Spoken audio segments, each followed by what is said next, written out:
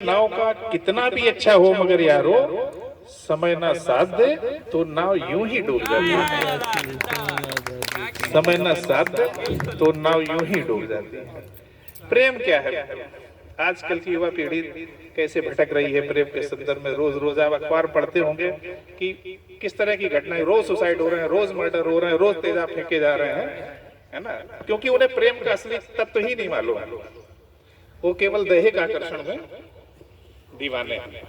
और ये हमारे टीवी सीरियल्स और फिल्मी दुनिया ने बिल्कुल उसकी चक्काचौंध में कहां से कहां पहुंच गया हमारा हुआ। तब मैं प्रेम के संदर्भ में चार पंक्तियां पढ़ता हूं कि प्रेम है क्या, कि प्रेम हमेशा पूजा, त्याग, समर्पण होता है। प्रेम हमेशा पूजा, त्याग, समर्पण होता है। और प्रेम सदा श्रद्धा, विश्वास का अर्पण होता है। प्रेम हमेशा पूजा, त्याग, समर्पण होता है।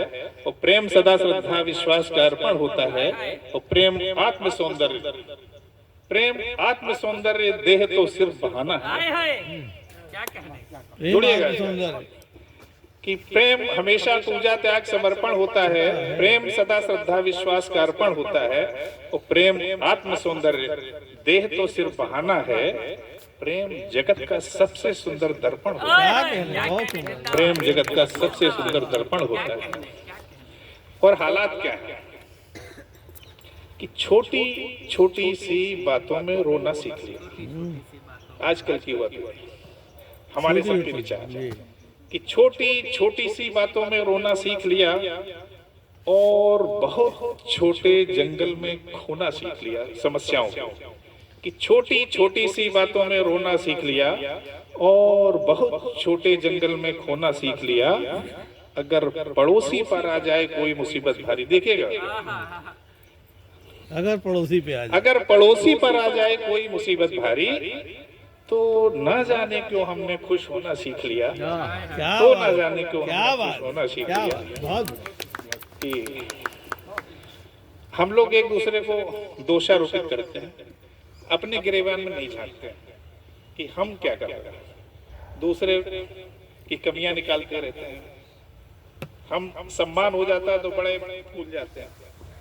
तब चार पंक्तियां निवेदित करता हूं कि एक बात कहते हुए कि नियम कितने किए पालन, बचा ईमान कितना। बहुत अच्छा सुन रहे हैं आप लोग, इसलिए सुनाने का मन हो रहा है कि नियम कितने किए पालन, बचा ईमान कितना है।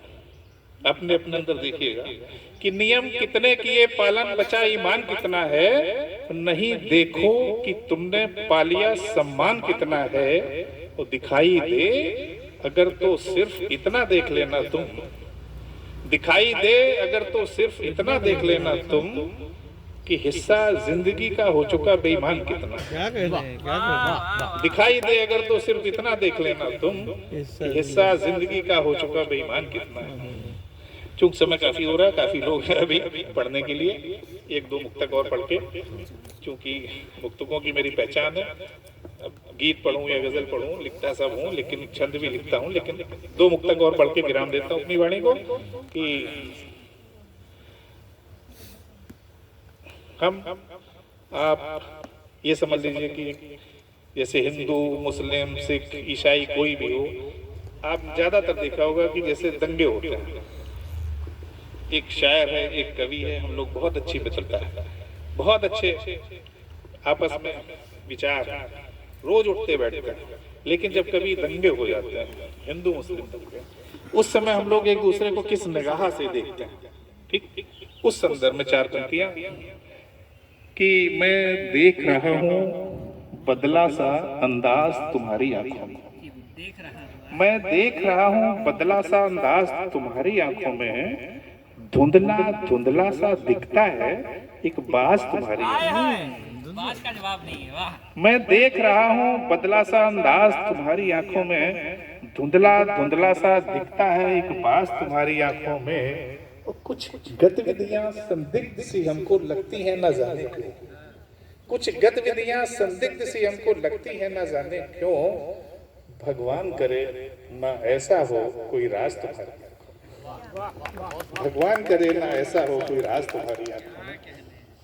और चार पंक्तियां निवेदित करते हुए आप सबसे निवेदन करते हुए अपनी वाणी को विराम देता हूं कि कभी फुर्सत जो मिल जाए तो इतना काम कर लेना, कभी फुर्सत जो मिल जाए तो इतना काम कर लेना, निपट एकांत में कुछ क्षण सुखद विश्राम कर लेना। कभी फुर्सत जो मिल जाए तो इतना काम कर लेना, निपट एकांत में कुछ क्षण सुखद विश्राम कर लेना। जिसे भी मानते हो तुम, ईश्वर अल्लाह गॉड प्रभु, कि जिसे भी मानते हो तुम उसी को ध्यान में रखकर जगत कल्याण की मृदु भावना निष्काम कर लेना, जगत कल्याण की मृदु भावना निष्काम कर लेना। बहुत बहुत शुक्रिया, बहुत बहुत धन्यवाद। आप सबने बहुत अच्छा सुना। आप एक बार जोरदार तालियां आप सभी के लिए। आइए मैं